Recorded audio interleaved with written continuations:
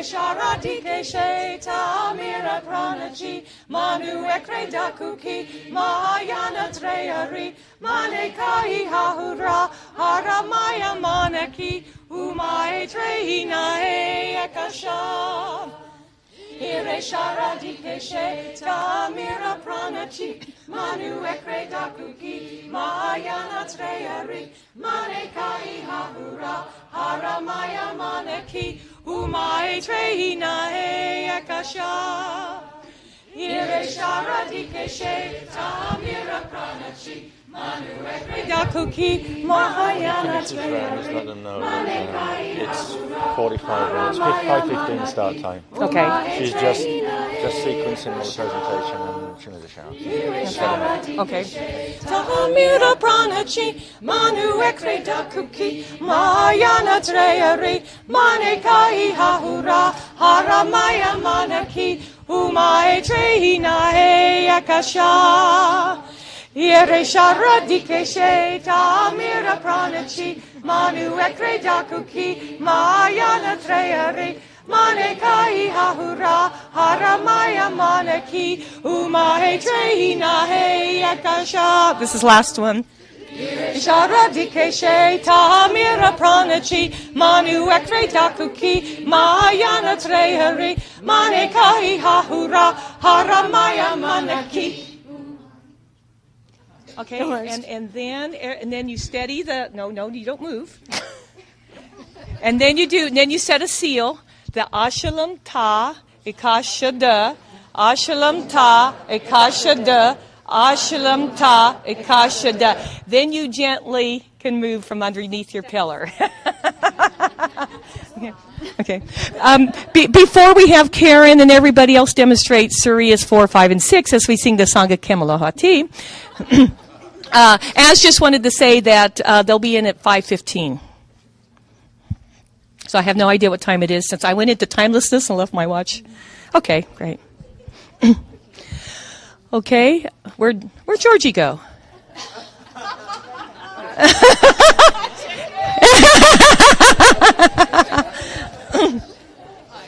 Okay. Okay. Should we sing Sangha Kemalhote? What? Oh, time. Oh, and I'm glad you showed me the cell phone, because once we start the workshop, everybody needs to turn their cell phones off. Now, if you happen to be a doctor who happens to be on an emergency call for here, then you can put it on, put on vibrate or silent. But otherwise, it comes under kind of attitudes of mastery, reverent respect. So please, and I always have to look at mine, because sometimes what happens is, and this happened in one of the, but it was the last. It was we were up at Calgary, and we were doing the modules there, and someone's cell phone went off, and we were talking about encryption. And so it was interesting that just when we were getting to an important part of a workshop, something that was important, the phone went off, and it went off, and it was this certain rhythm. Okay, so it's interesting, yeah.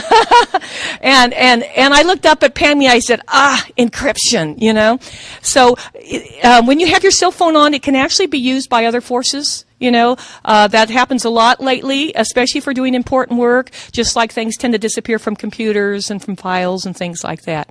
So just kind of be aware, and when you come in the door, when we do start the workshop, just check and make sure that you have it off or on silent or vibration. Okay? Okay. In regards to the Suriyas, everybody has their own style, so the main thing is to move, develop your own style, and bring in the frequency more with the movement. Mm-hmm. And the movement in the Suriyas, you're actually, you're helping to build a pillar of sound light. You're building one with sound, but you're actually shaping it and sculpting it. The first 6 Suriyas are actually specific for helping you build the top electrical spiral of the Akasha Merkaba. Okay, and that's the Merkaba that goes in 3 angles. Okay? Okay, and where'd Georgie go? Come on, Georgie. Okay. Where's Pammy? I just need someone up here so if I go into a space and forget all the words, I have someone there that's whispering them into my ear.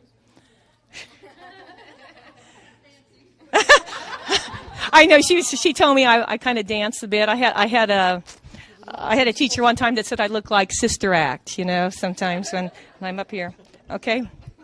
Once, a song of Kimalo Hati. Okay, I'll sing down here. You sing down there? Okay. Okay, ready? Okay. Okay. Once on a night of a fire. See, that's what I need to. Once was a night when the candle fires burned.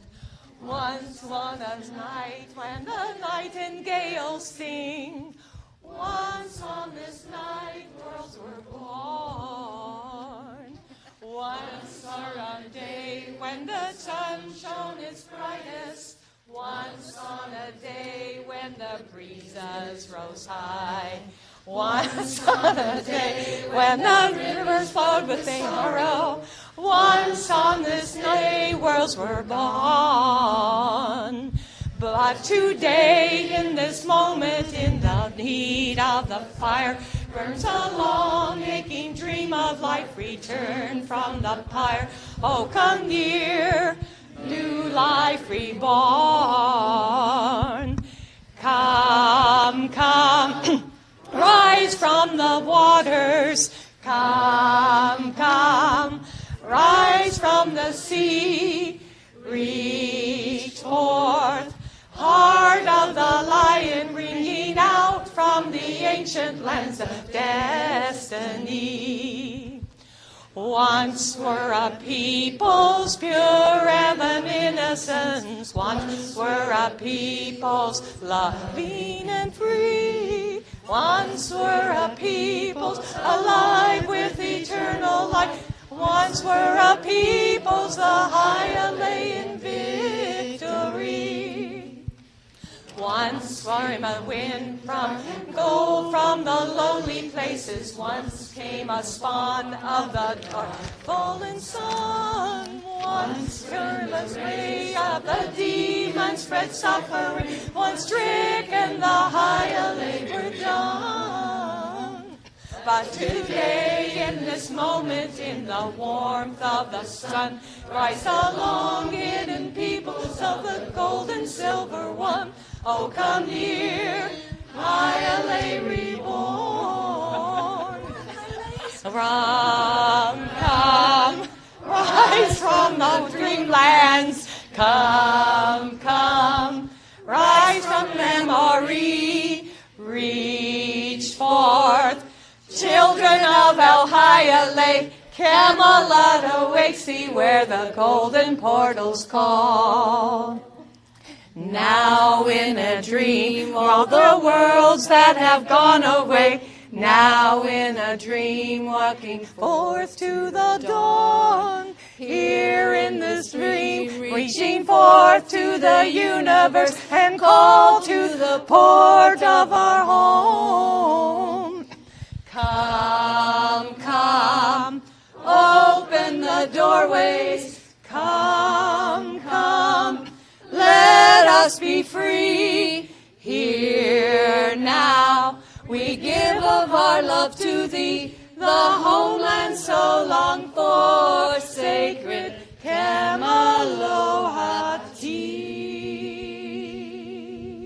Okay, great. Why don't you go ahead and take a break and be back at about 10 after 5, because they'll be here at 5:15. Okay? And when you come back in, about 5 after 5, we'll start out and set the and do just a little bit more of the song of lyric when you come back in, just to set the shield back up again. Good, almost evening. Well, we've got a couple Mylars. You want to hold up the pack to give him an idea of what's coming, just for a minute? Yeah. Many you've seen, but not in that sequence. But they're important to get us up to the point where we have... Is it any better now? Good. Thank you. There we go. So we do have a few Mylars to go through, which is good, because at least we still get to have something that resembles formal education, because it's getting to be, the time frames are getting very, very difficult to work with at this point. The transmissions come in at such a high frequency on the security clearance, and they come through with like 20 volumes of things that it'll take me 5 years to translate. So it's very, very difficult to, especially with grid keepers workshops, because that's where basically it may come to the point with grid keepers workshops where there's no time for anything in writing at all. There may come a time where it's not safe to put anything in writing at all. And at that point, we will be able to, well, we'll probably do a lot of live like we had last night. For now, though, we do have at least the benefit of being able to go through some of the pieces of the things we've learned so far to get us up to where we understand where the new information on the Aurora Force plugs in. At the end of this evening, whatever time that may be, hopefully by 12, because I'm not going to run really late tonight because we have to be feeling well for tomorrow for Shasta. But there is an activation that will be run live. This one it's another Aurora Force activation. It's, what did they call it? They didn't formally title it, but it is the process by which the Aurora Force, that we've begun the activation of the lights of Aurora in our teliospheres and in our crystal body now, where it will be brought from there into the cellular structure, into the electron field of our cells, that's in our cells. And that begins a whole process of cellular awakening. It also begins the process of a very rapid coming down of the veils of perception that have been, which could be fun, but also could be scary. That's probably why they've given us some information on the history and understanding who the dragon races are, just in case we start to see them, just in case you look in the mirror and find you are one. So you don't get frightened, because not all dragon races are negative, and there's a lot to understand about that missing block of several billion years of history that had to do with the fall of Andromeda and why it's now a separate galaxy and all of those things. We will touch on the history of that tonight. I will show you the history lines that they're giving me as far as who was where, did what, and why do we care at this point in the drama. The culmination of the bits on the history that they've given me. Have been given over the last week or so several little blocks of transmission that had to do with different pieces of this particular history line, but not enough that you could even typeset it into something that was coherent. But I got the direct cognition of basically where they were going with it. So I've been able to put together a really, really sketchy looking line of where these particular races have come from and how they've influenced human development, because they have been a part. These are races that are older than the human races and the Orifeme races. They are, younger than the Azerites, the original Azerite races, but they have our history with what are known as the dragon races, and there are several different colors of dragon, are very intimately interwoven. It is right now, because everything on this planet carries a part of the dragon codes, regardless of what race line you're in, that we are susceptible to the activations of the threshold machine on this planet, where it is the threshold is keyed toward the dragon codes, and everybody, even Anunnaki, have them. So it is because of that that we have a genetic vulnerability to the effects of the threshold grid, which would allow for very rapid integration into the threshold machinery. And it is because of that that the Aurora Force is being activated now, because the Aurora Force has the ability to transmute any of the what would be considered negative or falling dragon codes. It will literally transmute them back into what they originally were. And this is where, when we see a little bit of the history, which we'll get toward the end, we'll find that dragons weren't really dragons at all. In fact, the race from which the Bendy races that I mentioned when I first began speaking Friday, they are the races out of which the dragon strains originally came. They're also the races that before they experienced, part of the races experienced a fall over in the adjacent Akasha Veka matrix. Before that, the Bendy race line was actually used not as a prototype, but as a model. Not the same codes, but the same kind of formula. It's like, I like that type of race. Let us design our races this way. They were the prototype for the Orifeme, for what became the human. So when we get back to where the dragons came from, they came from a race of aquatic, the hominid aquatic bird people, which means they had feathers, and some of them had wings and some of them didn't. They were human-like, hominid in form and in face, and they were albino. And this is where the albino code comes in. These also have to do with the Procyonies, that a bunch of whom had fallen during the Procyon dramas. But all of those, the albino gene came from this other matrix in the first place. So we'll see a little bit of how those things go together. It's going to take me ages to assimilate the history lines. Someday I would love to do a book on just the history, but there's not going to be time anytime soon. What's most important is to remember the pieces of the things that we've been learning over the last 5 years, because there's so many pieces. It's like you could go, what did I do at the last workshop? I don't even remember, kind of thing, except we had 2 moons last time, so that one sticks in my memory. Right? We will go through the basics very quickly, as far as there's, again, a chain of idea form that these graphs serve. Even if I only touch on a graph for 2 seconds, it's meant to awaken the part of you that's probably seen that before, maybe in a different context, but to awaken that flow of information. So it makes like a carrier wave right through your system, where you can understand by the time we get to the end of it what all of these pieces mean together and what that has to do with the next level, which is what we get in this workshop. The next level has to do with beginning the process of activating the Christ star body, and that is the Rachelet, the full Rachelet flame body. And that is a very precious gift that we are being given back to, that's being given back to these races, that once upon a time in other places we had them, but once we became involved with the Amente races down here in Density 1 and in Density 2, the ability to activate the Christ star body was it was momentarily, long momentarily suspended for a few million years. We are getting it back because of the Aurora Force, and it is because of the Aurora Force activations in the DNA that you will be able to rapidly begin this process. If we had to be picked up tomorrow, which we won't, but if we had to be, we would be able to go into a full Christ star body. And we wouldn't be able to hold it for very long without our molecules screaming and blowing apart, so it wouldn't be something we could do and play with yet. But in an emergency, it could be done very quickly to get us into a safe zone where we could then be in a buffer field and protect it and get back, grow back to the point where you can hold such an activation. But even at this point of the activations, we would be able to at least momentarily enter that state in order to get out if it got really rough here. The more people on this planet that participate in these activations, the more other people that don't will have the chance of catching the rainbow ray or catching the crystal spiral out of here. So these are very important activations that we'll probably understand more about someday. I don't know when, maybe by the next workshop. They did give a clue at the end, and I'll save it for the end, as to we are going into advanced Rachelet training. We will be going into elemental command training after this. Rachelet training will be synonymous with elemental command training, and that will begin with the Virginia Beach workshop. And I'll save to the end with the subject matter of what that's going to be about, because you'll probably think it's quite funny, because boy, that come out of left field, but it makes perfect sense.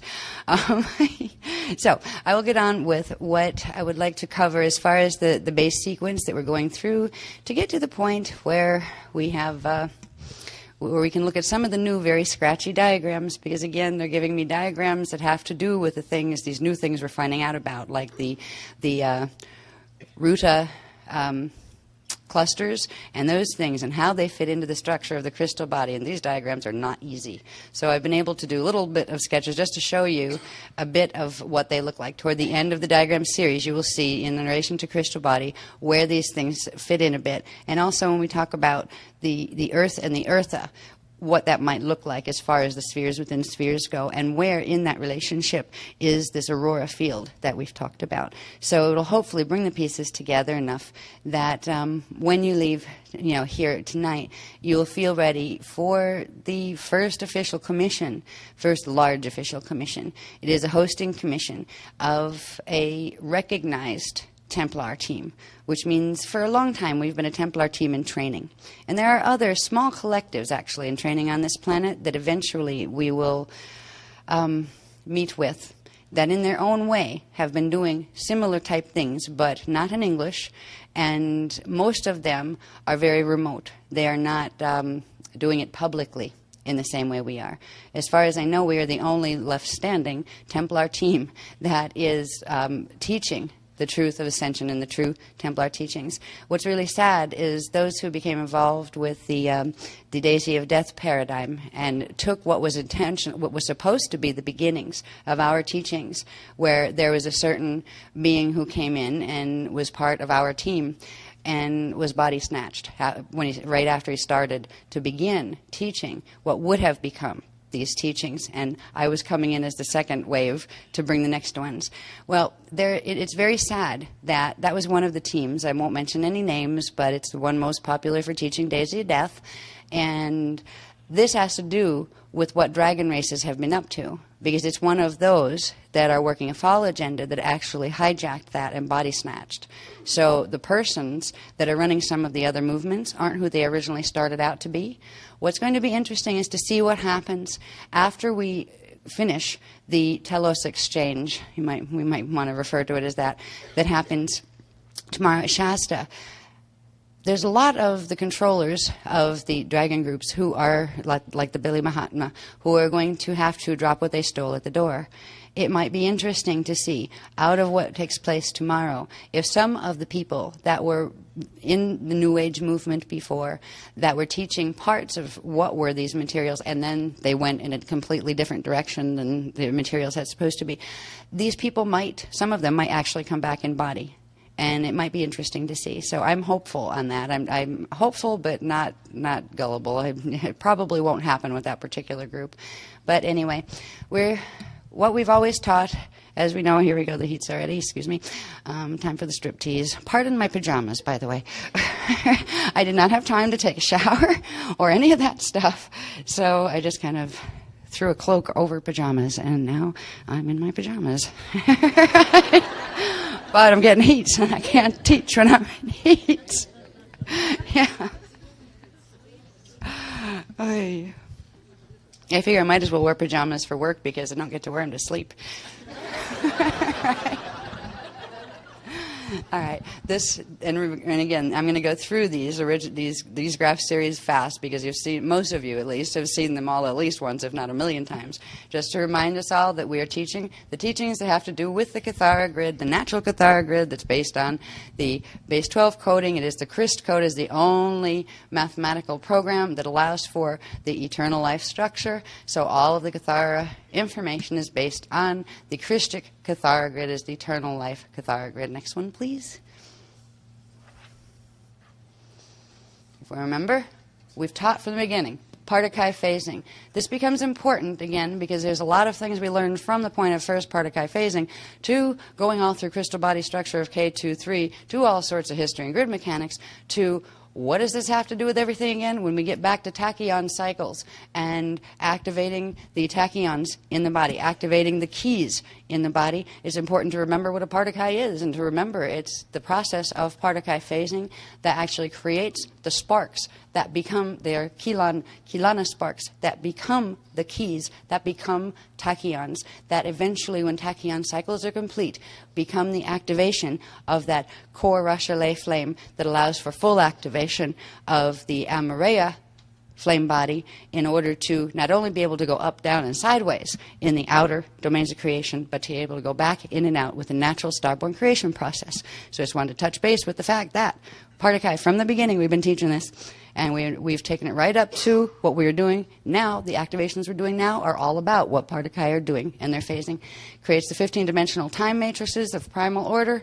The Cathara grids we've shown from the beginning fit, well, that was kind of a funny diagram, but they fit into the structure of the Cathara grids and 15-dimensional systems. We have parts of our own identity in those. I won't go through all that because you know all that, and it's published a million times elsewhere. Anyway, next one. There's nobody new here, is there? Good. It's a grid keeper, so there shouldn't be. Because if there is, I'm going to completely lose you by probably the fourth diagram. All right. Again, just to remember, from the beginning, we were teaching about the natural life force currents that come down through the 15-dimensional time matrix. We've gone so far beyond these particular simple currents of the densities at this point. We've gone into the core, the Eka core currents of the heliotalics. We are now going into something. Now, when we went into heliotalics, we understood that they were kind of like a pale pastel metallic version, much stronger version of these currents. When we're going into the aurora currents, which is another set of currents, these are currents from the hub. And the currents from the hub are known as the eons of the ages currents, or the neon currents, because they are neon heliotalic. So they're the bright lights. Okay, so we will be running both heliotalics, the pale pastels, and we will be running the neons. And when they told me that today, it answered a question of why.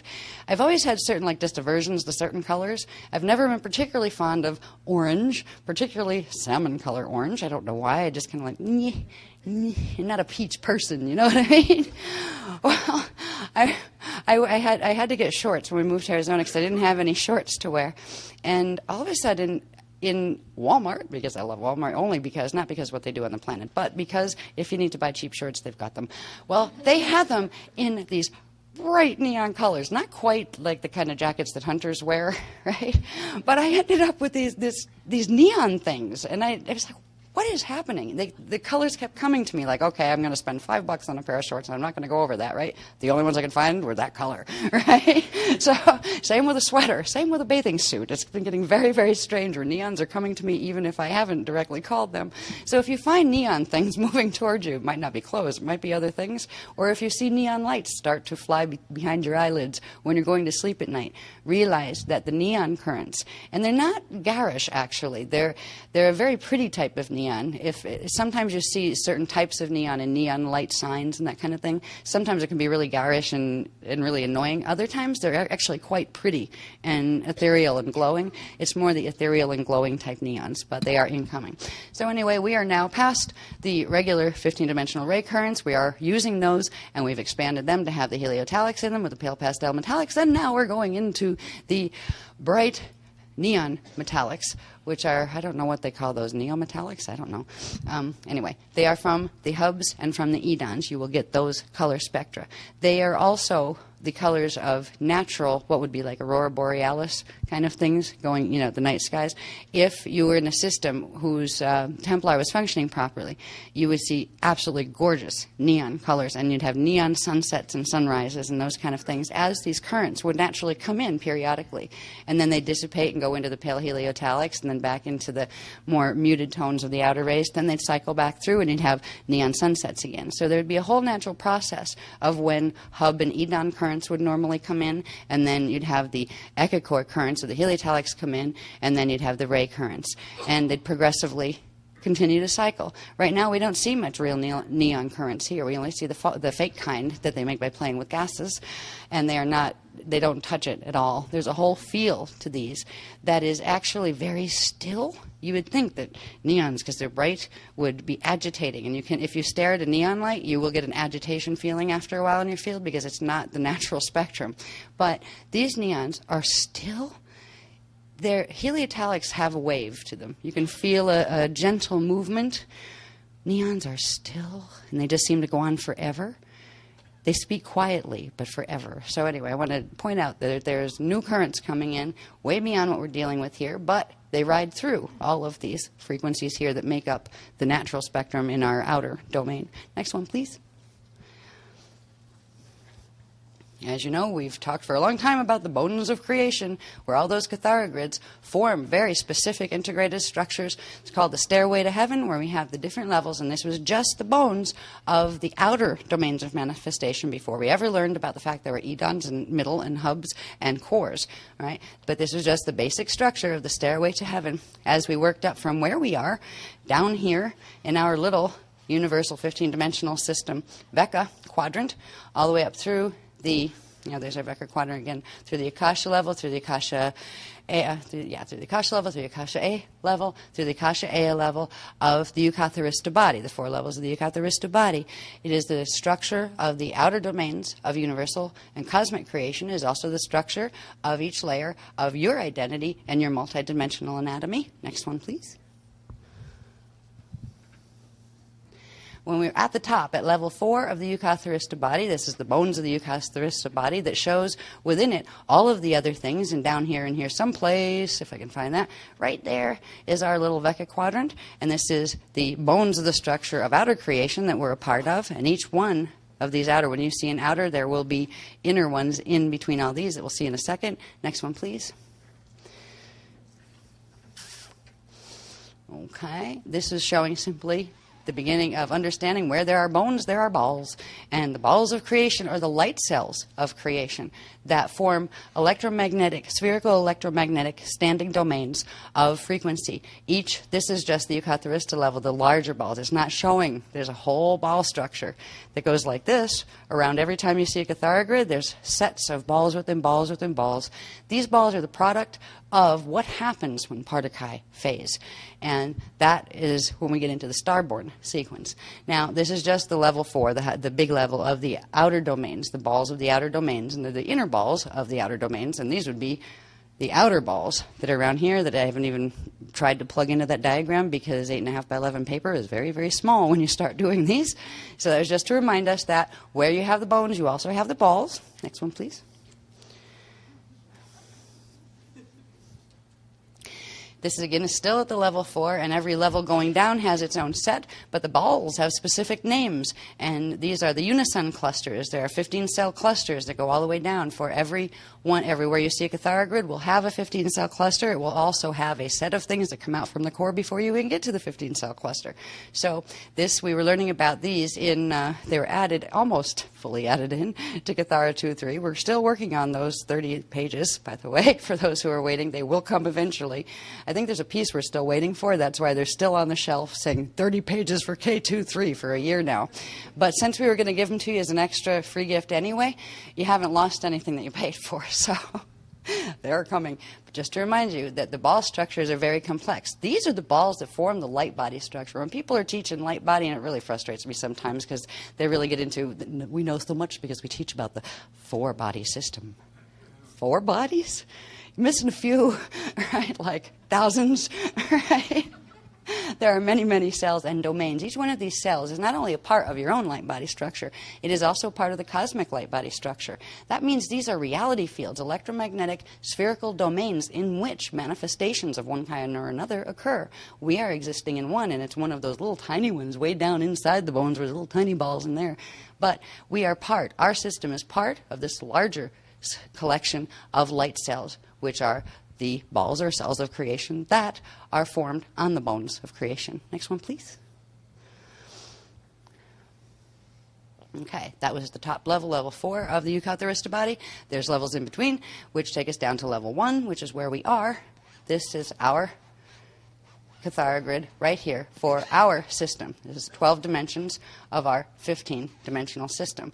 There's a diagram in a little bit that will show you how the 15-dimensional time matrix plugs into one of these Cathara grids. These are the 4 Vecca quadrants within our Akasha. All right. Again, our Akasha has bones and it also has balls.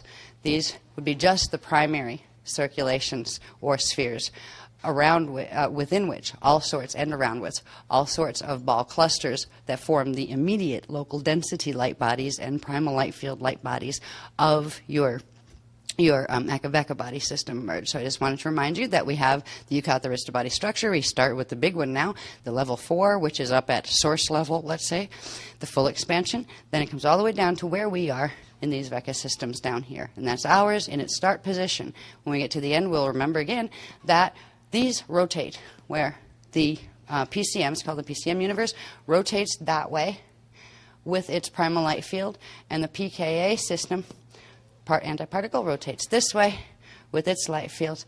And what we end up with in a particular rotation, which we are in right now, because we began the rotation of the Veccas with, I believe, the first Hitharo of 2003. I do believe that's where we went from here to here. We are now in this position. Our PCM matrix is now in the PKA position. PKA is over here, but that's all right because it fell pretty much into a Wiesadrak black hole that was over here before it even got here. We are over here in the PCM system. This is not just our little universe down here. This is our entire structure of 12 stargates that go with our universal system, our 4 densities. We are stuck here. And it is in this position and within this electromagnetic sphere that we are going to experience the majority of our Vecca system falling into the Wiesadek black hole status. It is therefore from this system also that as we prepare for starfire, when starfire occurs, it will be from here, density 1, in our PCM universe in the PKA position, that we will enter Rashtaleh state and be able to go back in to the core. All right, so this is just a reminder of what's down here and what was up there in connection with each other. Next one, please. Okay, this is just to, let's see, what I put this, Stargates, Crystal Commons. Oh, yeah. This was just to remind us that when we look at the same Akasha, that's our Akasha, and that's our 4 Veka quadrants. In these particular maps, I left the bars between these open, the cross bars, the Kathara bars open, to indicate that these are actually caverns. These are not canyons, but they are caverns. Canyons are something different that we'll talk about at the end. All right. Caverns are passageways between stargates, and each of these systems is a stargate. Earth, in its natural, if it was in its PCM position, its start spin position, Earth is hosting into Eartha, which is Universal Stargate 3. Universal Stargate 4 is Salah, and Sol, S-O-L, our sun, is hosting into that particular system. So we are dealing with, when we talk about Earth and Eartha, USG3, and our sun and Salah, USG4. This is our Universal Stargate system in its natural position before the spin began, and it is this system that is collapsing at this point. It is the system that has been compromised by what is called the beast machine, and that has now been hijacked, taken over, and put into full activation through the threshold mechanics that we'll talk about in a little while. So it's just to remind you that we have caverns. We also have spiraling. I'll do that in another graph. There's another one to show you those. But anyway, there are passageways, not only in between, but also large tubes. Passageways. They are like ascension tubes for universes, because there's a process that happens with every Akasha, with every Eucatharista system. There's a process that has to do with the edons and the hubs and the crystalline cores. It's a breathing process that when a system is not damaged like ours is down here, that this Cathara grid and this one pull in together into the center, and so do these, and it all contracts and goes back to source, recharges, and comes back out. There's a natural system, and it's not just these, because we'll see that there are also Cathara grids that come down off each of the ends of these that get into the ethos and the eros reality fields and their currents. This is a very large cosmic structure. We don't have to know every little part of it, but it helps to know just the parameters of parts. It helps to know there's bones, helps to know there's balls, helps to know that through the process of bones and balls, there is a living, breathing universe that is capable of self-regeneration and self-repair. It is an eternal life universe because of that. It is an eternal life universe because it is built upon the mathematical realities that are inherent in the Christ code. The Christ code was created by Source, and there is a Source. This all takes place within Source. It was created for the purpose of having an eternal life manifestation arena, a playground that Source could play and manifest itself as many different faces and experience many different things. So we are all faces of Source, and it is through this structure that we know ourselves as being individuated and also can know ourselves as being at one at every moment with God's Source, because this whole structure, from the Eucatharista all the way down to the cores, exists within the body of the consciousness of Source, as if it were a thought in your mind. This entire thing is a thought in the mind of God's Source. And if we can understand that relationship, we never ever have to feel that we are alone or away from God again, because God is always with us and in us and around us. We breathe God whenever we inhale. We exhale God whenever we exhale. It's only when we forget what that means and forget that that is true that we begin to have distorted ideas, like some race forms that have created the opposite expression of the will of God's Source. God's Source loves them too, and there's nowhere for them to go. They can fall in as many black holes as they want, but eventually those black holes still exist within the domain that is the consciousness of God. They are still within this cosmic structure. There's nowhere else to go outside of it. So they will all go home to at some point. We're fortunate. We still know enough to recognize the fact that it's better to try to understand what the original will of Source is, to still remember what it means to love, to care, to want to do what is right, whatever that is. And through understanding those things, we can once again reclaim the ability to ride with the cosmic creation, to be eternal. We are reclaiming our ability to be eternal with the aurora activations that we are getting. It is a rapid acceleration. It is also a karmic clearing gift for many, many races. Having the aurora force activated will clear a lot of the Dragon Code karmic issues that plug us right into the dramas that have taken place and assaulted this Ekaveka system. So we will be able to leave that at the door as well as we cross ourselves into the rainbow spiral.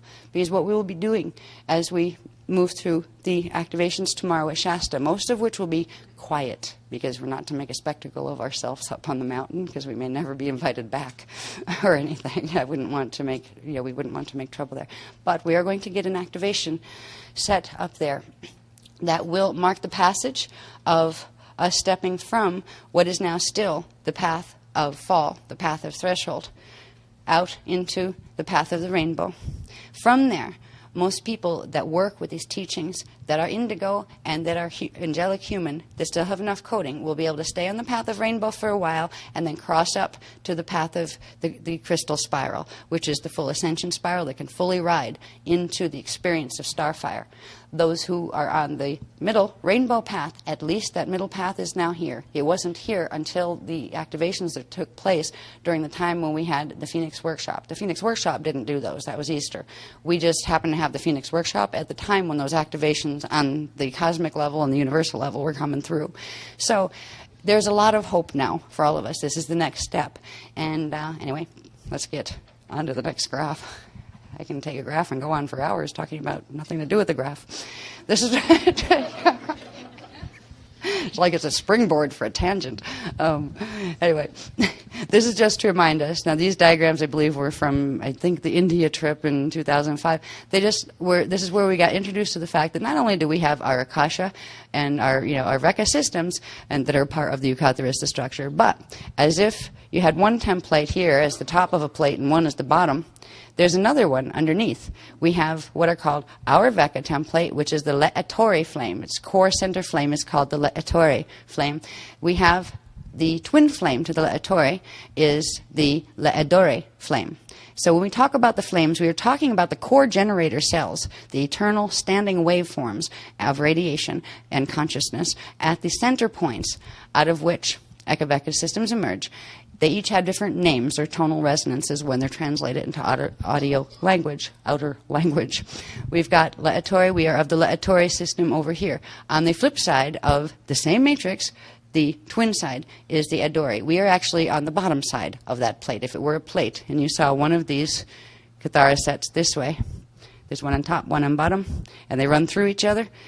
The Attore one, our Attore flame, is pointing down, and the Adore flame is pointing up. It doesn't really matter. It doesn't mean one's lower, one's higher in terms of value or in terms of worth. It has nothing to do with the fall. It's the natural structure. So every time you see a Cathara grid in the bones that are within the spheres of the balls, realize there are two sides to them as well, because they will have a core flame out of which two smaller twin flames emerge. It is the structure of the Triveka, or the Trinity, that is the structure of which all creation is built, just like the Partakai. When we get to the first Partakai, and it first replicates and splits into two, where it creates a set of three. So everything is built on the Trinity, and building up from there on the base, what's called the base 12 code. We have our Le'atori system and the Le'adore system. They're just shown separately there because they each have different spins. When one thing spins one way in this system, it'll spin the opposite in the other.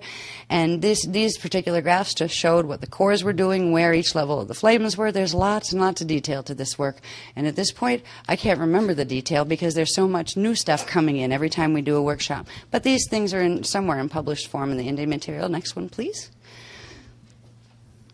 This is just remembering the parameters of the structures we're dealing with, because we are going into a Templar team. We are hired, all right? We are hired, and we've been given our first job assignment, and it's really, really big. It's like you wanted to enter politics, and all of a sudden somebody nominated you the president, but you hadn't even been a judge yet. That kind of feeling, all right? Yeah. When we, again, look at first this structure here, is the bones of our Akasha, our little Akasha that's part of all those bigger structures that go up. This is just our Akasha. Here is the four Veka quadrants. Here would be in its natural spin position, its start spin position, would be our PCM density system. There's the antiparticle pKa density system. Here is the pKa, antiparticle primal light field, and the PCM primal light field. What are these guys? This area here within the Akasha is called the Akasha base shield, this circle here. And that's where, you notice, the USG1 point of the density systems, where the Cathara grid ends. What we saw before, we just had the 4 Cathara grids. They end there. From the Akasha base shield, you go in and you have the Eka base shield and a bunch of other base shields in here. The base shields are spheres. All right, they're sphere parameters of energy that actually make spheres within spheres within spheres that help to create the divisions between the levels of reality fields, the separations between them, so that they can you can experience different types of reality and matter density and consciousness in the different fields. Down here, we get into something called the ethos and the eros etheric grids. We have an ethos set of frequencies here, and it has its density structure, just as do the Vecca density structures in the PCM universe. There are eros grids, eros and eros, ethos and ethos. These particular systems have to do with the Edon cell structures, and it is a process by which these phase, it's called phasing, where these will merge up with these down with these over with these, and all pull into the center, that the natural breathing rhythm and continual regeneration of spark pulse currents, regeneration of quantum is created. This is what makes it a natural living system. When we look at this structure, we've talked about before what's called the pillar of power. What you're seeing here are 2 pillars of power. Our pillar of power that we've talked about in certain things that eventually someday will become the Cathara 4 manual, if we ever get done with K23 and ever get this stuff finished where we can do that. It will talk about the pillar of power, where we have our density bodies, we have our ethos bodies, we have bodies up in here that have to do with our core bodies, and this has to do with our diamond sun crystal body, and also our it's connected in with what happens with the Rochelet body. We have the primal light field body, and we have the eros body. It's a process of, when we do ethos up, we would actually be bringing this Cathara grid up into this one to bring up your ethos pillar, to bring up the ethos energy. We've done breathing technologies that involve, moving your arcs up, like breathe your arcs up, bring your ethos pillar up. What you're doing is bringing this up into here when you inhale, then put it back down. After this does this a while, the little flames that are in what are called the density locks here, the smaller flames, the Iyumbi flame, the Azure flame, the Rajna flame, these flames and the ethos, etheric level ones, phase together and they spark, and they progressively build up more spark pulse currents until eventually there's enough where this grid releases a spark up through here, and it causes these who have been phasing up here, as these phase down here, to run the eros. The eros combines with the primal light field, that combines through the center, and the ethos comes up and the density comes up, and they all go up together. And that's what the process of ascension, at least in the outer domains, is about. That's before you even worry about inhaling into the inner domains and when you go in. Starfire is part of the inhale process. If we had only understood this much as far as the pillar of power, we still would not have understood the fact that not only does the Eucharist body have its 4 levels and its very complex structures of bones and balls, but there are also, every time you see a ball and some bones, it implies that there is a whole series of levels of density, or density domains, out of which this actually formed. There's a process by which these Cathara grids are formed, and that is the process of expansion from what happens from the first particle that creates a Cathara grid. From the first Cathara grid that was created, there's a process of expansion out, and it's very particular as far as the mathematics involved. And through that process of expansion, which has to do with the spirals, the crystal spiral, is how these particular formations are created. The outer domains are created by the process of first the core domain, which then creates the hub domain, inner domain. The inner domain then creates the middle domain, which are the edons, and then the edons create the outer domains. And if you want to go all the way back to source, you can go the long way, which you first all the way go up to the top full expansion levels of the outer domains of the Eucharist body, or you can take the inner pathways that are faster, where you can actually go in to the core of the particular matrix you are in and ride the cores. And when we do Rochelet, that is precisely what we are going to do. There are core currents. The only parts of the cosmic body that are vulnerable to experiences such as fall are the primarily Akasha and downward systems, Akasha and Vecca systems of the outer domains. The edons do not fall. They do not go black hole status. They self-repair before anything like that would happen. Actually, they exhale any problems into the outer domains, and then they work it out there. And yeah, basically. Once we get back to Eden, let's be really, really careful about what we wonder about. Right? Like, gee, I wonder what it's like to fall or to work in opposite expression to source will. I wonder what happens. Please don't. Right? Not while I'm around. I don't want to get caught in that wave outward. Right? Because those questions are ones that are played with as thought forms, except we become the thought forms once we exhale ourselves out.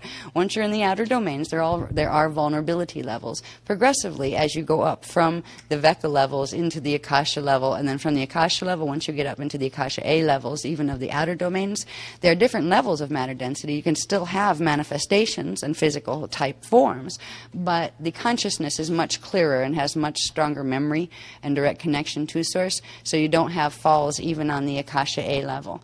So Akashas can fall, but that is very rare, and Vekas often do, and we are in one that is.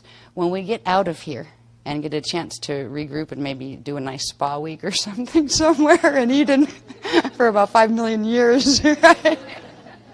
We can look back on this and say, oh yeah, those fall matrices are something, and probably realize we've been in other ones. We're learning. What do you do to help when it gets that bad in a fall matrix? And it's really scary, because once you actually survive one and get back in, you realize how much you learned, and you realize there's a lot of beings in there that can only listen to what you said or understand through direct cognition, but they weren't there. You realize you and your teams were the ones that actually have the expertise. So next time you hear that little holler from the outer domains of, help, we're falling, we still tend to raise our hands again. All right, we'll go. Yeah. And I doubt you would be part of this Grid Keepers team if you haven't done this before. Right? Because this is a rather difficult fall matrix, this particular one. There are little falls that happen where little pieces, say a density level falls off, but then the Eka-Veka system repairs itself. There are bigger ones where half falls off. There are ones where, let's say, one density system falls off, but you still have the rest. It is quite rare where you lose 2 of them and the Eka that goes with it, because that's what's happening here. It is a big fall that is created by a big beast machine. The beast machine is the blank slate technology. That's why we call it the beast, and it is black hole mechanics, which are using anti-Christic mechanics, using the natural laws of physics inherent to this natural structure of the cosmic body. There are natural laws of the Chris code. It's not that God's going to come down and get mad at you or God's going to punish you. God set it on autopilot at first creation. There are laws of energy and how they are supposed to work to allow for the creation and maintenance of an eternal life system. If those laws are pushed, and everybody knew those laws when they came in, it wasn't if somebody had hid the rule book, so it was like, oops, made that black hole, didn't mean to, sorry. It wasn't like that. It was, if this is the way creation works, how can we do that differently and try to hijack creation? So these black holes were not by accident. They were created by intention of certain race groups who decided to really take to extremes the exploration of the idea of opposite expression.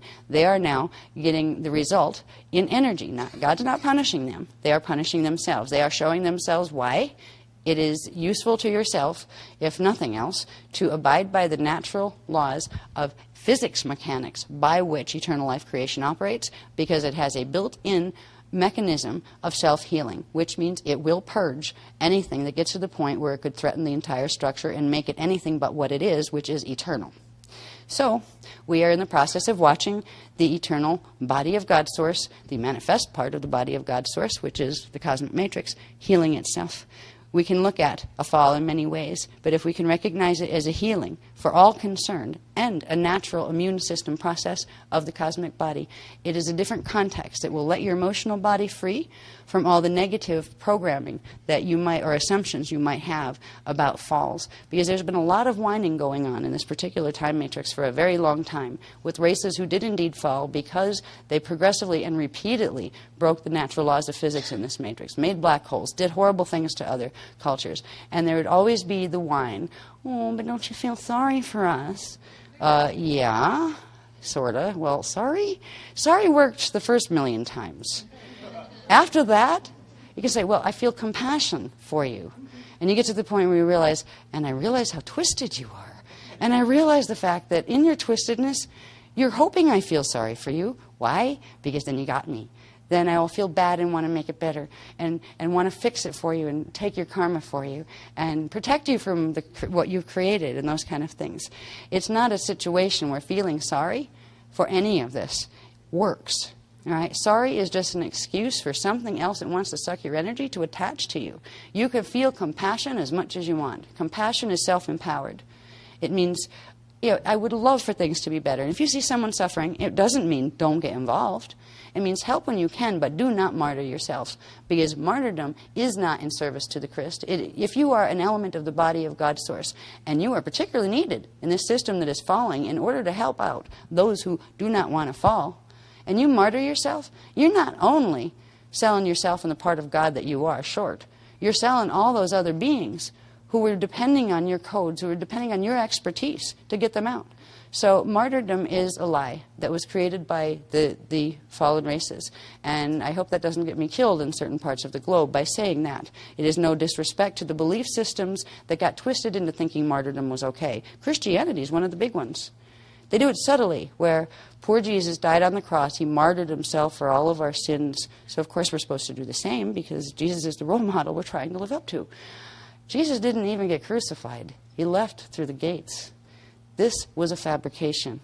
Oh, by the way, just for really quick, on the line of Jesus, just because that movie, the Da Vinci Code movie, is coming out, just thought you might be curious.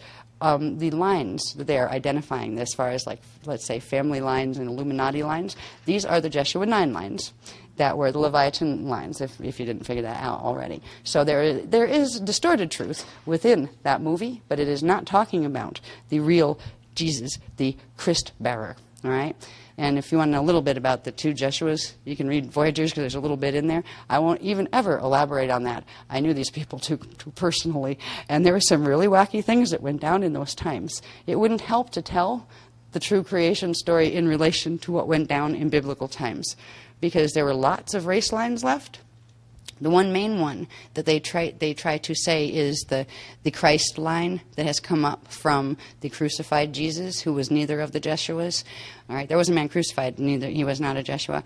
There was a line that came up through France and then elsewhere that is indeed the Jeshua 9 line, and it is considered an Illuminati Leviathan line because it was after the Jeshua 9 line had gone off Emerald Covenant and into serving Anunnaki agendas as opposed to angelic human and Christic agendas.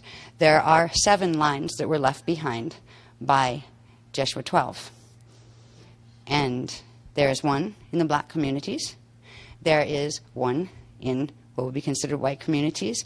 There is one in the Hindu communities, and there are 4 others. And of the 7, 4 of those lines have survived. So there are people that are direct descendants in this lifetime, and they live all over the place. Some of them are in India, some of them are in Africa, some of them are in America. They're all over the place. So I just wanted to point out, since we were talking a little bit about that, see, I could take any diagram and go anywhere, it seems. Anyway, just so you know, if you're watching that movie, no, yeah, that's true. That's the J9 line. Yeah, okay. So, and eventually, maybe someday, do you know what would happen if we identified who they were, who those family lines were? They would be exterminated very, very quickly. So the better cloaked, the better safe, as far as the lines. But they are here with us. And so are the John the Baptist lines, which were the same level. So were several other Magi Grail lines, indigo lines. These are the indigo lines. The people who know in their heart that they are indigo children are of one of those sacred lines. Because it wasn't just Jesus, Jeshua 12, that was teaching these teachings. There were those who came before him that taught these teachings. They used him at a particular time in history and distorted the history around him to use the remnants of his existence to twist and distort the teachings that we have been bringing through since Atlantis, that we brought through way before that have been periodically brought through to remind us of these things. This is what Jeshua 12 taught, these things. But boy, without a photocopier, it was a lot more difficult. Really, really hard to do these on stone tablets. Anyway, this is the PCM pillar of power. It contracts into the center, recharges, and expands. It's the breathing rhythm.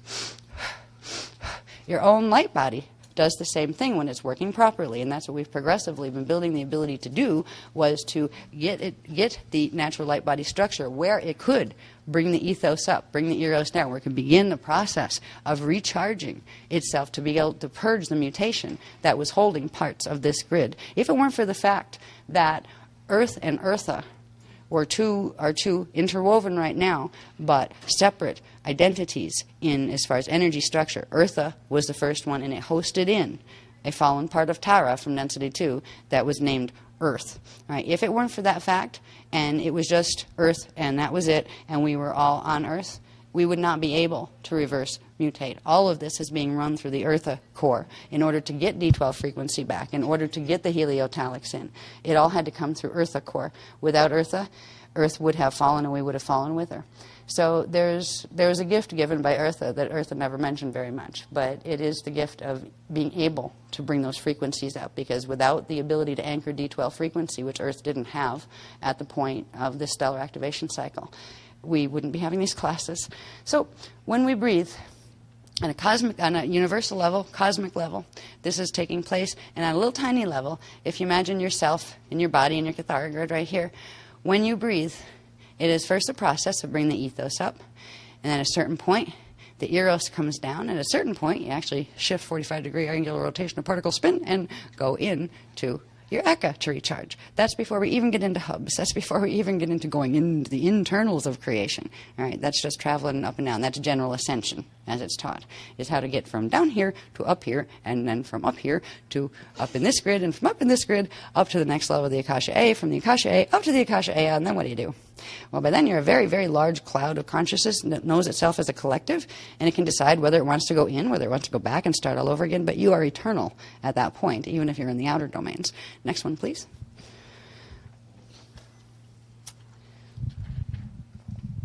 If we look again at the same thing, the Akasha with the 4 Veka quadrants, and this is where those other cathara grids, the ethos and eros grids, came off. This is just to look at it a little more closely so we remember where we are. All right. What this is showing are the beginning of this, understanding the cells of the light body on the Veka levels, and it becomes very, very complicated once you get there. When you start to look at the cell clusters of the level 4 bones, which would be the Akasha A level, they are quite simple. When you get all the way down to the first levels, the little tiny levels, we call them the first ones, not because they were the first to be created, but because they are first in relation to where we are. If we're down in level 1, we have to go through all these levels to get to level 4. So we did it. We started where we were and worked our way up, as opposed to starting up there and trying to work our way down. Plus, there's this subconscious program. If the number is higher, it means higher, right? All right. So that's why they chose to number them in that way. We are still down in our Akasha, in our Veka quadrants. Again, PCM and PKA in their natural before spinning positions. What we have here are a set of bodies, cells, light cells. We've got, first of all, if we identify the cathara grid here, am I in the way of people over here? Can you see over here? All right, because sometimes I know I'm blocking it without meaning to. We have the cathara grid of our density. These areas here, these cross lines, are the shield lines. There are technically 5 shields. You have an ethos shield here, and you have the density 1 shield with the Iyumbi, the density 2 shield with the Azure, density 3 shield with the Rajna, and then up here you have the density 4 shield that is actually connected through the Cathara Center 12 right into the center of the Eka, and that runs this way. There's, of course, another set going that way from the PKA universe side. Now, on each of those shields, if you will notice, there is a larger circle. At the center of that circle, let's say here is shield 1, the Iyumbi. You can trace that circle. It goes up here and it touches the Azure. Half of it's up there. Half of it is down here and goes down to Cathara Center 1. Now, this particular circle spans 2 densities. This is the density 1, where you have gates 1, 2, 3, and 4 is technically part of density 2, but it's on the same line across the Iyumbi void. So you have 1, 2, 3, density 1 here, half of that circle. The other half of that circle is in density 2, where you have gates 4, 5, and 6. This entire larger circle is what we refer to as your radial body. This is the part of your anatomy and the part of the universal anatomy that when you activate the outer flame body, it is this radial body that turns in to the flame body. If you were going to go from density 1 to density 2, and that was like way long ago, we did those activations to begin the lower density flame body activations, it would be this sphere that would turn into an akasha shape. And it would connect, and the akasha shape is like a vortice, the little cone on top. It's actually the sphere with a little cone on top that connects it in to one of the gates above. So it links basically 3 sets of densities, and it links these 2 into the one above. Now, these are the radial bodies. Inside of each radial body, now remember the shield crosses across the middle of the radial body. Inside of each radial body, you have 2 smaller bodies. One here, and this would be the density 1 body, and one here, that would be the density 2 body. Right? These are the Huva bodies that are inside of the radial body. So one radial body actually holds 2 of the polarized Huva bodies. The Huva bodies are also interesting because you kind of go, where's the etheric body? You know, those sort of etheric things. Where is your etheric body for density 1? If this is your density 1 not a Huva body within your density 1 radial body, you have your density 2 Huva body, the alpha Huva body up here. Where's your etheric body?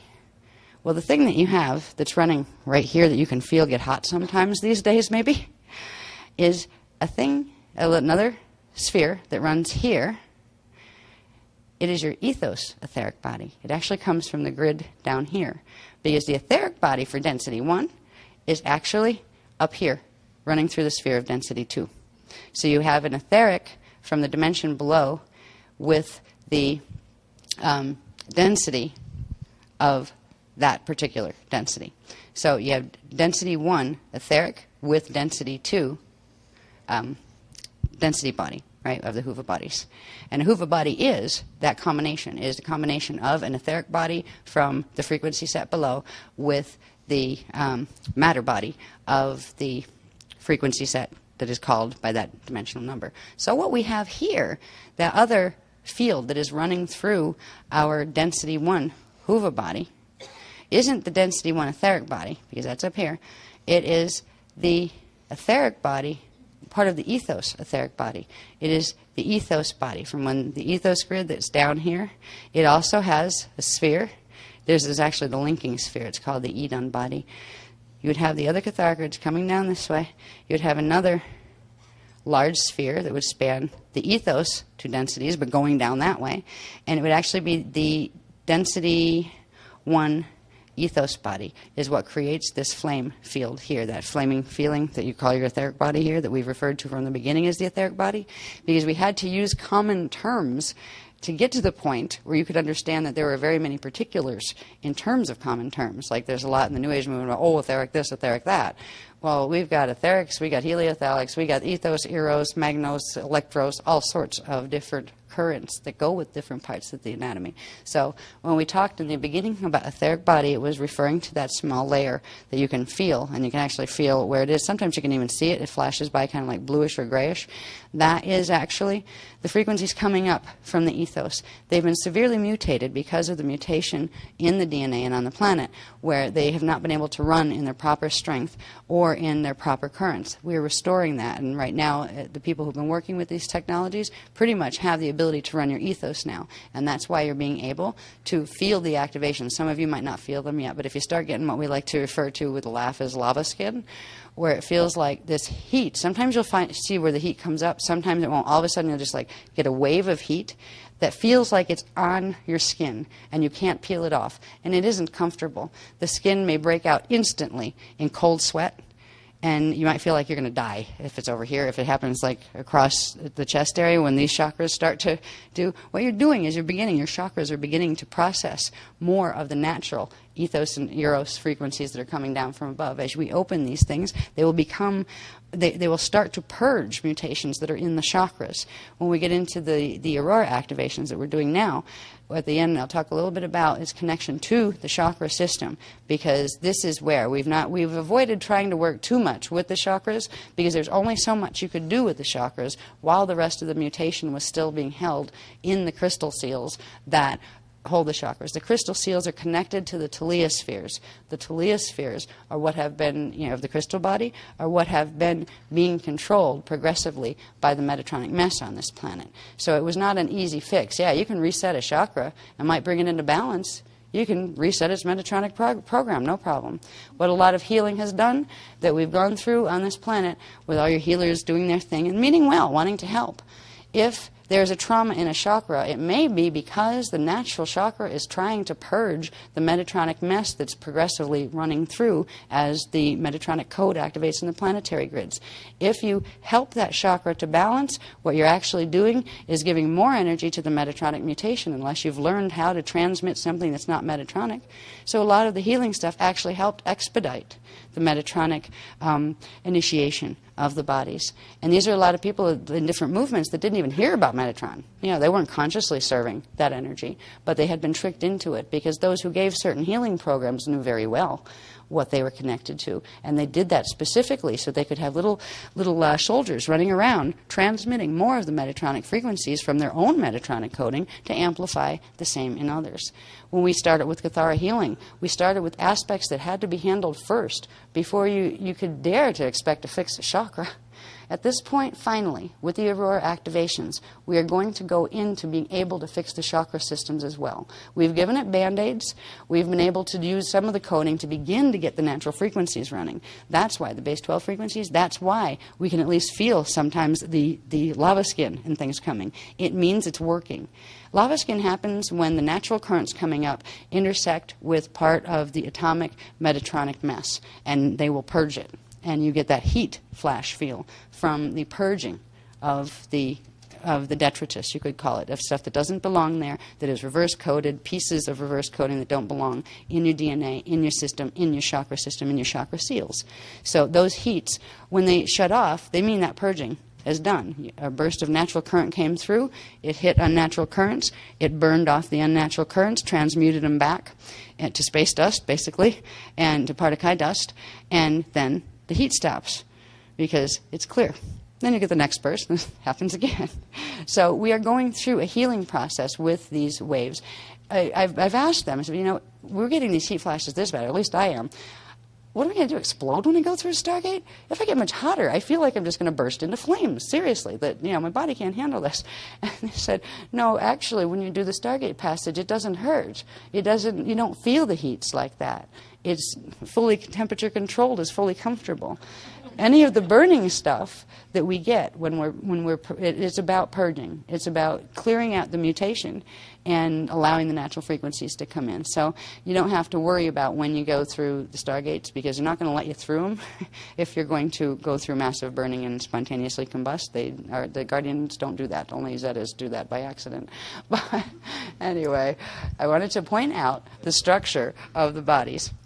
So we understand, we talk about flame body activation, we're activating these density radial bodies. Inside the density radial bodies, we have the Hoover bodies that we've talked about, 1, 2, 3, 4, and 5. They would be the 5 Hoover bodies, then the 6, 7, and 8 Hoover bodies. We've talked about the 5 Aria Hoover bodies and the 3 Yaseta Hoover bodies, and that's where they are. They are inside of the radial bodies, and the radial bodies are what you activate when you activate a flame body. And when you activate a flame body, what it does is bring the Hoover body from here and the etheric body from here down together into one, where you have the D1 Hoover body and the D1 etheric body that's up here with the D2 density body come together in the center, and that is, you actually ascend up and go into this state of radial body activation. That's before we even get into the hubs or anything. This is just outer ascension, right? Outer domain ascension. But just to remind you of the structure of the balls and the bones and how that's very personal, not just universal and cosmic, because it is that too. It is the structure of the cosmic body and the universal body, but it is also the structure of your body. It's also the structure of Earth's body and the sun's body. So everything in manifestation originally started from these forms, and any perversion therefrom happened because of distortions of the natural crystal mathematical code that would allow for the natural function of these bodies. These bodies are eternal life. They phase through each other, spark, make more current. They generate quantum. An original quantum was given, and from that original quantum, as long as the inhale and exhale happens. On the inhale, all of the quantum that Source gave comes back to Source, and then Source is able to give it out again. There's a natural give and take of energy. Source is not a martyr. Source would have dried up long ago if Source was a martyr. If Source expanded all of its energy out into manifest creation, it would have nothing left in order to do anything else, and there would be nowhere to go home to, because it would be all outward. Source understood the balances of give and take of energy, the balances of energy, and that understanding was manifest within the mathematics of the crystal code upon which all of this is built. So when we're back into a natural system, we're going to need to understand these things, because once we do get out of here and we get through this starfire cycle that we're in, boy, we're going to have a lot of knowledge compared to what we've had for the last 10 million years.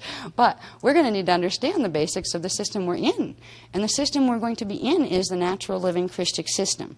Once we're out of here, we're going to need to remember how these things work. There'll be lots more remedial classes and things like that for people coming from places like this, like us.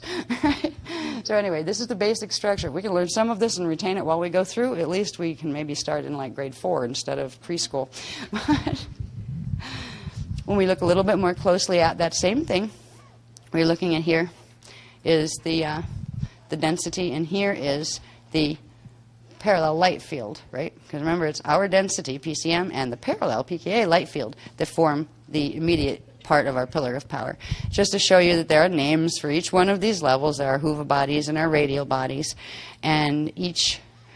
these all form a system of spheres within spheres, spheres that rotate through each other, actually, and at certain points, because there are little tiny flames of radiation here. Well, some of them aren't really tiny. When you get into the planetary, galactic, and universal level, these are quite large flames, points of radiation that exist in what are called the void spaces, which are magnetic repulsion zones that our space shuttles will never find unless they know how to bend light and time in the right way. Then they would actually be able to find those flame things. But if they were made out of matter like it's made out of down here, they would incinerate before they ever got anywhere near it. Because you can't activate the flame body of a metal spaceship like they make here. That doesn't work. To be able to travel through these systems, you only need your organic spaceship, which is your Merkaba vehicle that activates as a result of activating whichever level of your flame body. In worlds where the Christic principle is used and understood, you don't need cars, boats, airplanes, those things, because you simply think yourself there. And it happens that fast. You can think of a place anywhere in the cosmos, and you can instantly put yourself there, physically, because you have command over your physicality, over your elemental kingdom. The elemental body, there are elemental bodies on each of the density levels. In density 1, you have D1, D2, and D3. D2 represents the elemental body of density 1. In density 2, you have D4, D5, and D6. D5 is the elemental kingdom in density 2. D8 is in density 3, and D11 is in density 4. So we have on each of the levels, you have an atomic, which is like D1 atomic, and atomic / subatomic, the D2 elemental, and the D3 mental. D4, 5, and 6 are the same way. You have an atomic, an elemental, and a mental. So you have those 3 levels of cognizant focus as part of your anatomy on each of those levels. We're going to be dealing with the elemental kingdoms as we go, and to do that we have to begin to unite the fields of awareness that we hold, which are the D1, D2, and D3 levels, whichever level we're at, because we perceive 3-dimensionality, even if we're in density 2 or density 3 or density 4, any of the catharic systems, we do see 3 dimensions because of the way perception, consciousness, light bends in a 3-point system. We have a 3-point focus. This gives us a 3-point experience of a manifest hologram around us and through us. There are systems that are beyond this. When we go into the cores, things get much more like conscious clouds. Imagine yourself as a conscious cloud that can think itself as anything, can move anywhere. It's a nice state to be in. It's one of the first states we're actually going to try to teach here, because you can enter that sensation, the state of that sensation, the beginning of it, through sati, where you can actually keep your body awake, still have a body, and still be stuck in it temporarily, but get your mental body first, then your emotional body out to where you can experience what it means to be conscious air. If you can do that, then you can learn to be a shapeshifter. I haven't tripped over that one. All right. So when we get into the Rachelet body trainings, it's about all of these things. You can learn to fly with the birds without impinging yourself into their bodies, which is a spiritual violation, which a lot of native traditions really like to do. Yes, you can fly with the birds, but you need to ask them first if they want you to do that. And you don't just poke your consciousness in and say, I'm doing eagle eyes now because I just invaded an eagle. You know, there's a cooperation, and some native cultures understand that and some don't. So there's a lot of things to learn once you decide you're going to be free again and actually have the keys turned back to you. That's what the trainings we're getting now are about, are having the keys to your vehicle of ascension, to your vehicle of eternal life turned back over to you. And there's a driver's manual that's going to be needed. All right. So that's just to show you of the structures that, you know, remind you of the pieces of your anatomy and of the cosmic anatomy that fit into the bones and the balls. Next one, please. This is just to show you a little bit larger, but the same, with the same two Cathara grids we're just showing you right now. This is the density one, and that's the primal light field one, right? PKA primal light field, PCM density. This is showing you simply how this 15-dimensional time matrix diagram, right, that we've started with when we started these teachings, actually fits in through. These are arcs of energy that run and form between the different wavebands. What you have here is D12. Then you have D12 and D13 are in the same place. They link at what would be the Eka point. That would be the center point of the Eka core. When we talk about going to inner Earth or inner Eka, that's what we were talking about. That's where the Iani races are from. All right. Now, D12 and 13 are together. They link at the center point, Eka point. Then you have D14 and D15, and then you go into the sound layers. So this is the primal light field.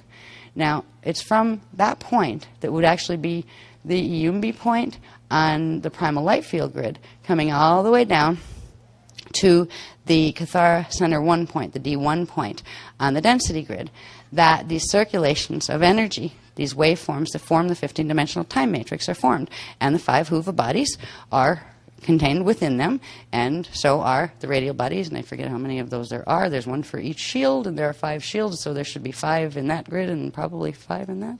I have to count them. I forget how many there are. I get lost on how many balls when you get the grids coming down here for the ethos and the eros, because you have this structure of the larger density field with the larger radial body field with the 2 density fields inside of it going all the way up, and they overlap through each other. So this is the density 1 radial body with density 1 and density 2 Huva body. This is the density 2 radial body running on the density 2 shield, and that would have the density 2 and density 3 radial bodies in it. So it gets really confusing, and I'd have to go and analyze that again to be able to say how exactly many are there. I forget. Anyway. Yeah, I don't have time to do that. But that's going to be in the published stuff. We haven't even got to the point where we've integrated these diagrams with words on them. We have some of the pictures in with the Cathara 2-3 stuff.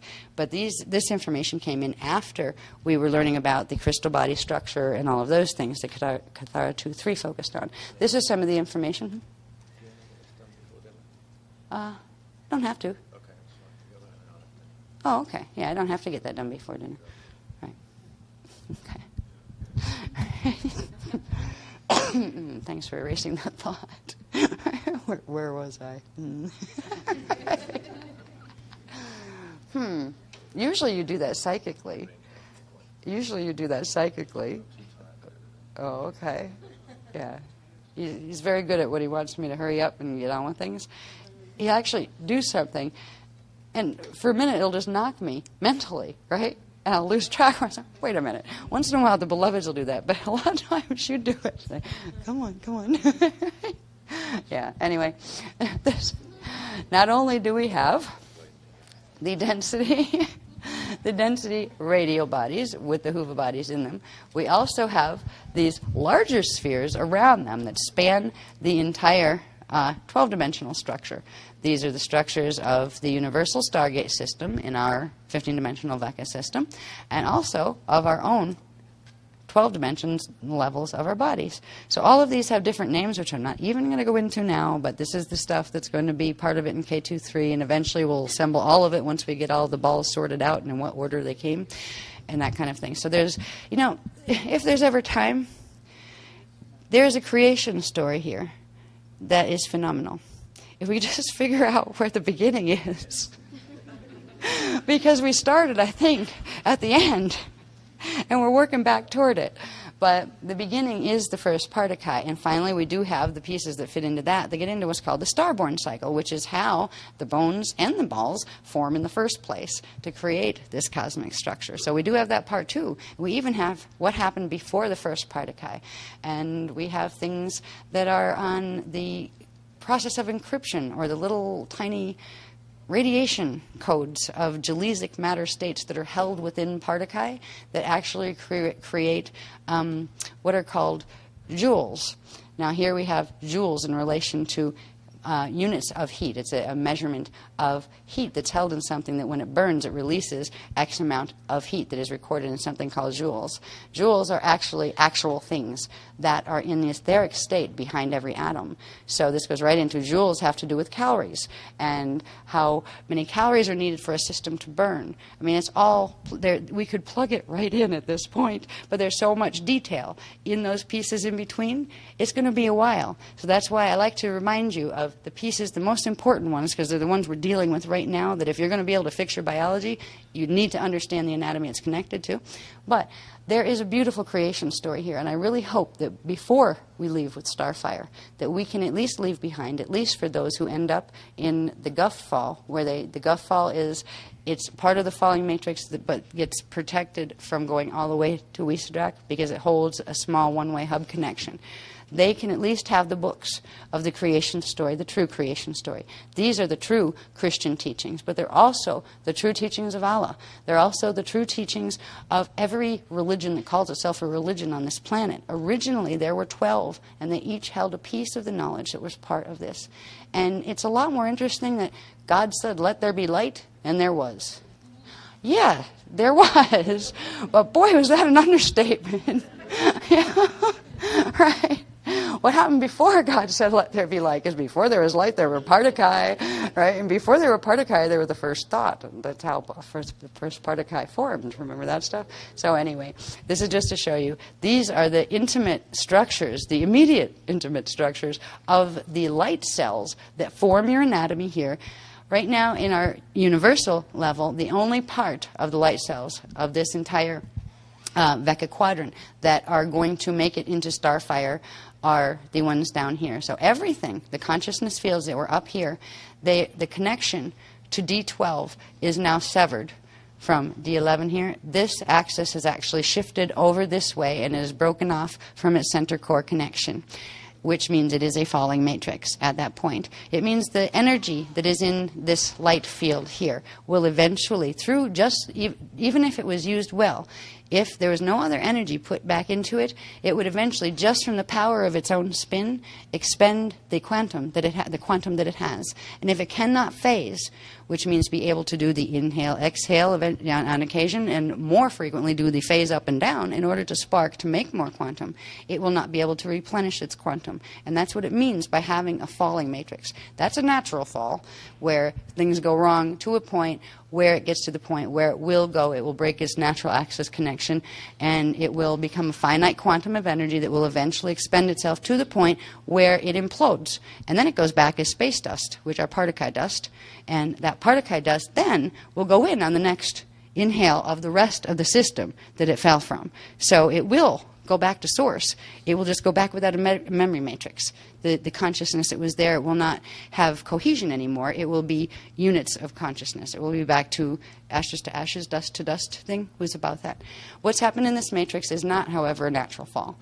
It is a forced fall that was created by certain collectives of consciousness that chose to take the opposite expression of divine will to extremes. And they created something called the Metatronic Code, which is a perversion and requires feeding off of the natural crystal code. Metatronic code cannot create life. What it can do is siphon energy and life and consciousness off living things that were created by the crystal code and make artificial life forms from those. And as long as those artificial life forms have a way, which is done through their biology, of sucking energy off other living systems, they can sustain. They are vampire systems. We are living in a vampire system right now. The Earth planet has succumbed to the very intricate series of pieces of beast machine anatomy. Black holes are fascinating things. Some black holes are natural occurrences where, let's say, there was a relatively natural fall. Nobody employed the Metatronic code, but the matrix still, because the consciousness got convoluted and it made bad decisions in the use of energy, you do have things called cow fall systems where they will fall and they will go through their natural death cycle and return to source. Metatronic systems were created by forcing together the coding of two separate matrices that were never supposed to belong together. Forcing the shields together, shattering both shields, and using the pieces. It's like taking two vases and shattering them both, and then taking pieces of each of them and putting them back together and trying to make another vase that would hold water. That's what the Metatronic code does. Once something is born on the Metatronic code, it can't ascend through either of the pieces that it was originally made from, because the pieces of the opposite will keep it where it cannot phase. It will not be able to run the natural currents inherent to the matrix it was born in, because they are now spliced into something that was unnatural. You can almost think about a really large exaggeration on what is being done with animal pieces on this planet already. When you grow an ear of a human on the back